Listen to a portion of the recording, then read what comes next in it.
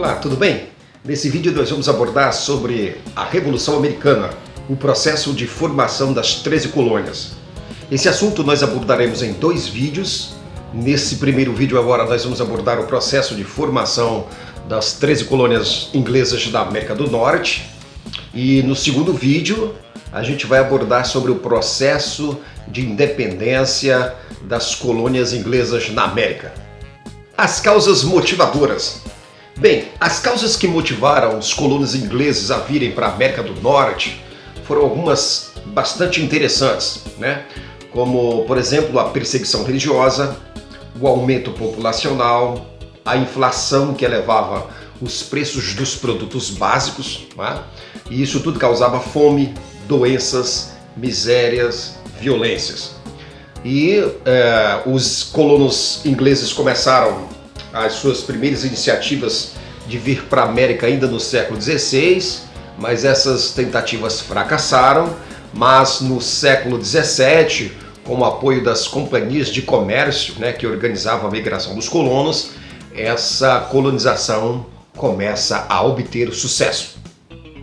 Quem eram os ingleses que vieram aqui para a América do Norte? Bem, nós tínhamos tanto famílias burguesas, né, perseguidas por sua opção religiosa, né, como também camponeses miseráveis que haviam sido expulsos de suas terras na metrópole inglesa. Quando os primeiros colonos chegaram à América, ao chegarem na América, os colonos vão ocupar logo o território ao longo da faixa litorânea atlântica, né? E ali eles vão fundar as 13 colônias inglesas na América, né? Mas haverá uma distinção entre as colônias do norte e as colônias do sul no seu processo de colonização inicial. As colônias do norte. Estas eram colônias de povoamento, né? Feita por religiosos puritanos e descontentes com a igreja anglicana na Inglaterra, e vieram para cá. Eles também eram chamados de pilgrims, ou peregrinos, né? Vieram da Inglaterra na esperança de constituir uma nova sociedade, diferente daquela que vivia subjugada pela corrupção e pelos vícios. Ainda no navio Mayflower, ainda a bordo do navio Mayflower, os colonos estabeleceram um pacto que ficou conhecido como Pacto Mayflower, né? E nesse pacto eles estabeleceram, né, as normas que regiriam o processo de colonização inicial, né?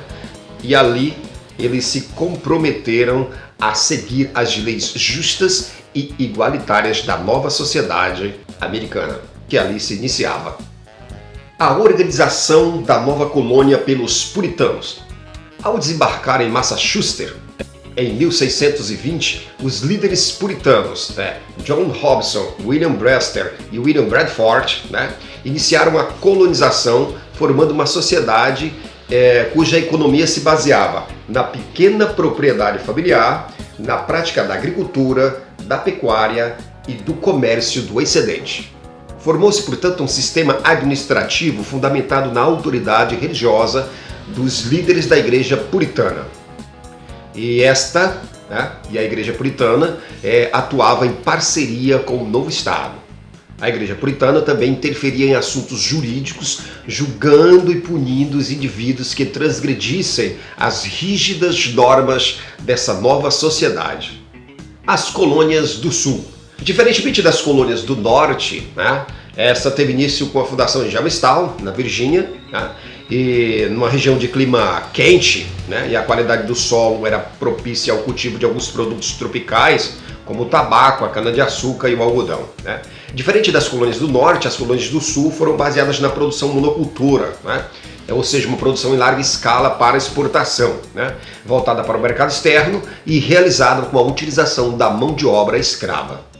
Aqui nesse pequeno quadro nós podemos fazer aqui uma distinção entre os 2 modelos de colonização, a colonização do norte, uma colonização de povoamento, e a colonização do sul, uma colonização de exploração, para exportação. O comércio triangular. O abastecimento das 13 colônias vai ocorrer com o fornecimento de escravos e com o fornecimento de produtos manufaturados.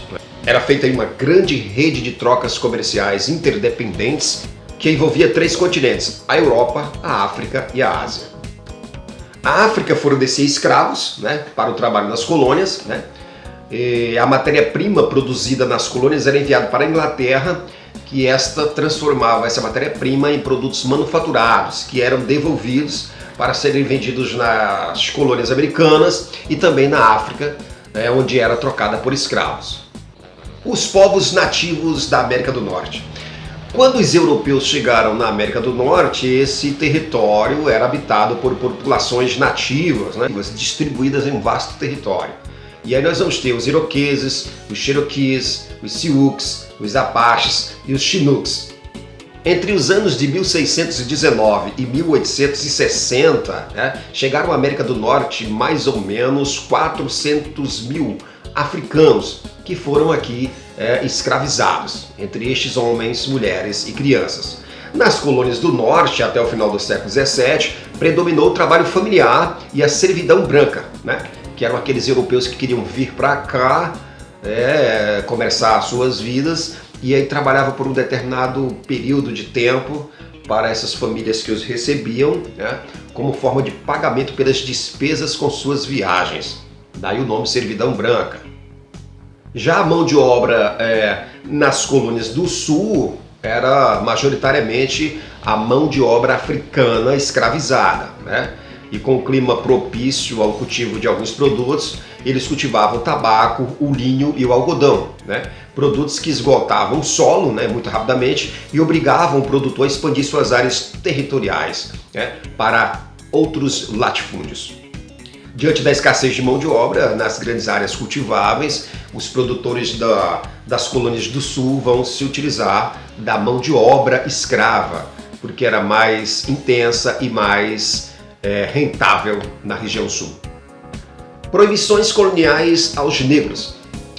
Como as colônias da Virgínia e da Carolina do Sul, o número de escravos era maior do que a população branca, né? Se fez necessário, a partir do século XVII, né, a elaboração de leis proibitivas para regular a vida, né, dos negros, o cotidiano das famílias negras, né? Então os negros eram proibidos de algumas coisas muito básicas, como por exemplo, de se reunirem nos domingos na cidade, né, evitar aglomerações. Eles eram proibidos de portar armas, e os crimes cometidos por negros geralmente eram julgados com maior rigor, né? Principalmente nos casos de insurreição.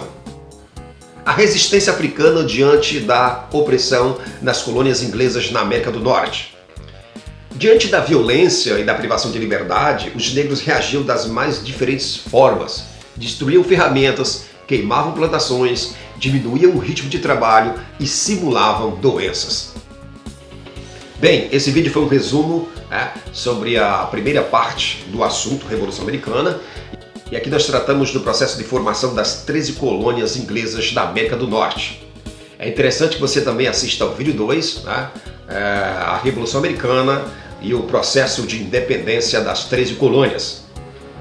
Espero que vocês gostem, dê um like, se inscreva no canal e até a próxima.